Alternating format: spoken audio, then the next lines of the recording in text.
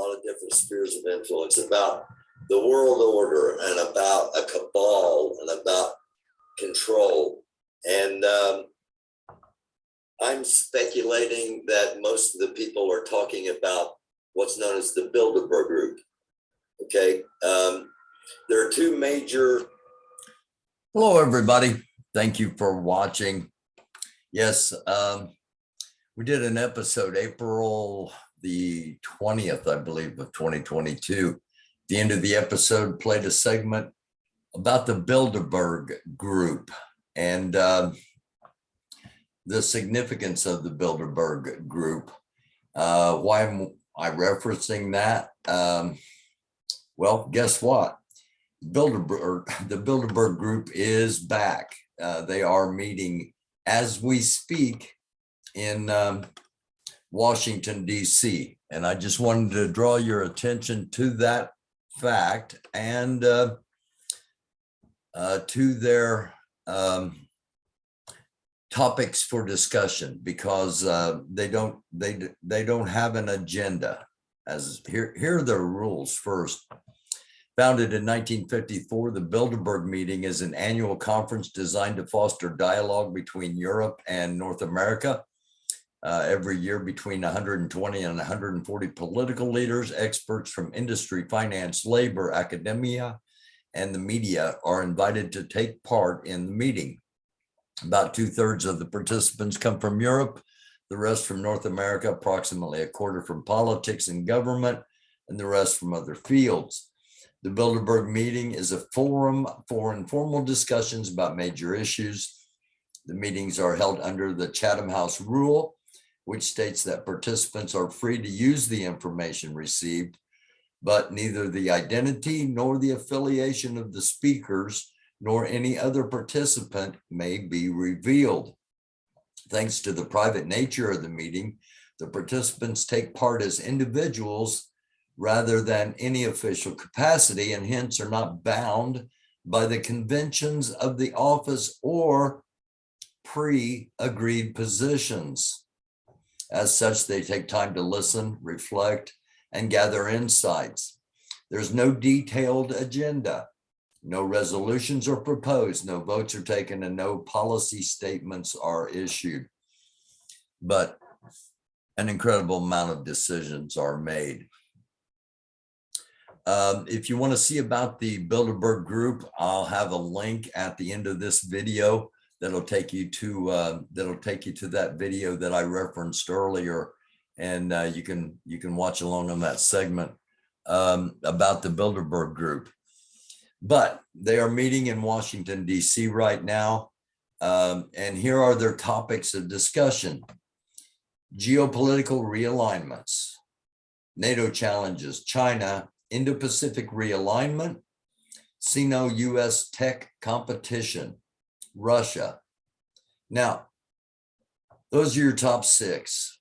I don't know if they're listed in any particular order, but the next few I really want to draw your attention to, and that's the purpose of this video. Number 7, continuity of government and the economy. Okay. Well, continuity of whose government and continuity of whose economy, because this is a group that should be made up of autonomous countries. Continuity of government. Does that mean survival of a country? Not necessarily. It just means that their government, they're going to be sharing plans on how each individual country, I assume, plans on continuing their government no matter what. And that, of course, leads to the possibility of martial law, of all kinds of a rabbit hole we're not going to go down at this time. But nonetheless, we know the rules that they operate under, having just read them. And it definitely gives us something to think about. Number 8, the disruption of the global financial system. Are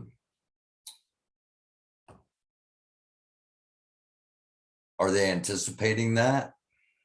Are they planning that? Again, just something to think about. Disinformation. Is this combating disinformation, or is this about how to effectively spread disinformation? Just something to think about. Energy security and sustainability. Is that for each individual country? Is that for the world as a whole?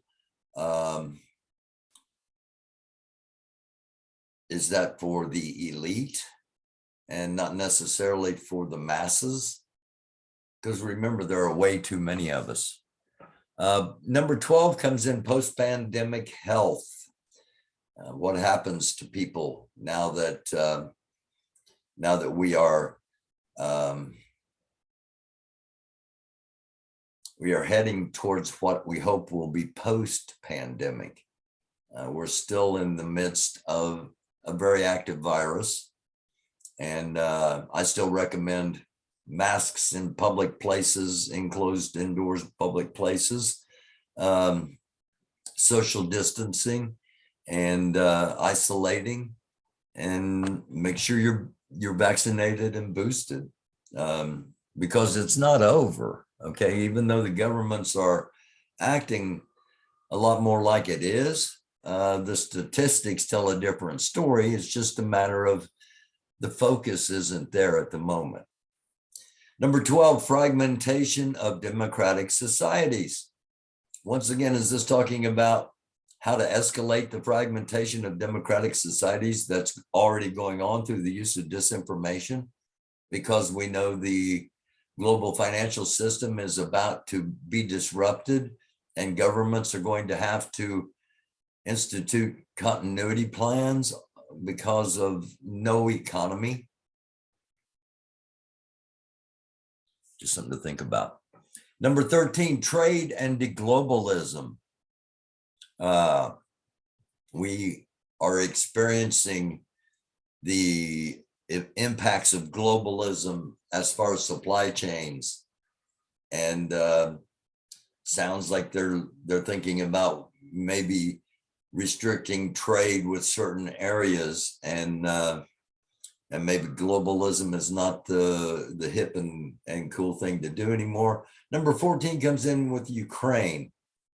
What are they going to do with Ukraine? How are they going to support Ukraine? Are they going to leave Ukraine to hang out to dry? Just something to think about. Okay. Also something to think about. What's not on the list? Sometimes it's more important to, when you look at a list like this, it's more important to go, okay, what's missing? Those of you that have your hands raised, and it's not necessary to raise your hands, it's force of habit. I know the answer. And the answer, of course, is where's food and water security? Where's securing food and water for the masses? Safe drinking water, secure food supplies. Food and water aren't on there anywhere at a time when they're both scarce. Why? This is about the elite. This is the elite meeting to decide how to best save and make the elite prosper. And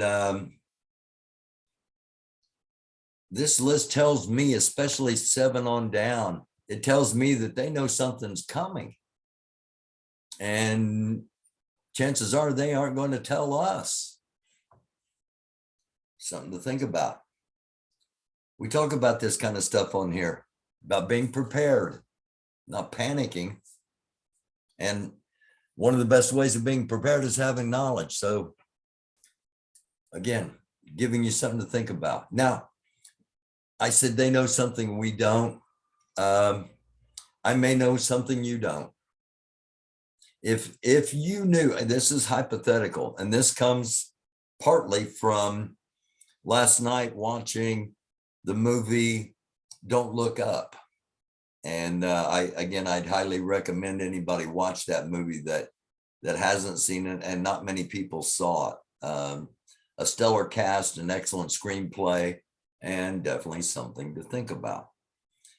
In the movie, for those that haven't seen it, without giving away too much, the 2-minute elevator pitch, if you would. An astronomer finds a comet coming towards Earth. Actually, an astronomy student, doctoral student, but finds a comet coming towards Earth, and it's going to strike Earth. Okay, and I'll just leave it at that. I'm not there, to my knowledge, and to all the places, all the sites, everything, all the monitoring and digging and everything I do, to my knowledge, there are no comets coming towards Earth. There may be an event similar, maybe, okay, just maybe. And I've talked about it on here before, the potential of it. I want to ask a question, and it's a very philosophical question, and it's one I want you to think about and answer in the comments below, if you would. If you knew that something was going to happen that would be catastrophic, would you want to know in advance, or would you want to not know because of how it may make you feel and act leading up to that time? Again, it's a philosophical, very philosophical. It's something, it's one that I think we all have to deal with. If you knew a comet was coming and was going to hit Earth, and you had 6 months, or let's say 9 months, comet's coming, it's going to hit Earth, unless we can do something. Okay, because I'm saying maybe. If you knew that was happening, would you want to know? I mean, if that was happening, would you want to know, or would you rather be kept in the dark and not have any time to prepare? We are a species of survival, and there are those that I would think would want to try to best prepare to survive. I don't know. I'm asking the question of you. And let me know what you think in the comments. I'll be on live tomorrow night, Sunday night. I'm going to be on at 10 p.m. live, and we'll talk about this. We'll talk about more.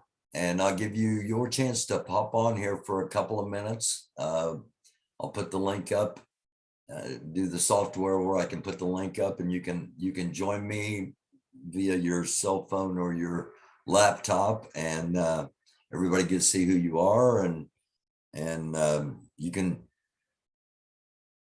say what you want to say within reason. Of course, you know the channel, but just give people a chance to talk about what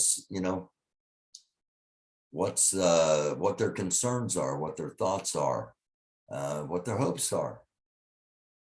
And we'll do that tomorrow night, beginning at 10 o'clock live. I don't know, half an hour, maybe. I don't know how long we'll do it. But until then, unless something live breaks, we'll jump on if it's of major importance, and we'll jump on live. But as of now, I will see you tomorrow night at 10 p.m. And thank you for watching. This has been something to think about. on the American Doofus channel. I love you all. I'm sincere about that. And I wish you nothing but an absolute blessed day. Shabbat Shalom. Assalamu alaikum. Mir. Konnichiwa. Blessings be upon you in the name of the one true living God. And if you're fellow Christian, peace of Jesus be upon you. And have a blessed Sunday. I'll see you tomorrow night at 10 p.m. Again, I love you all. Thank you so very much for watching. Until next time. Peace.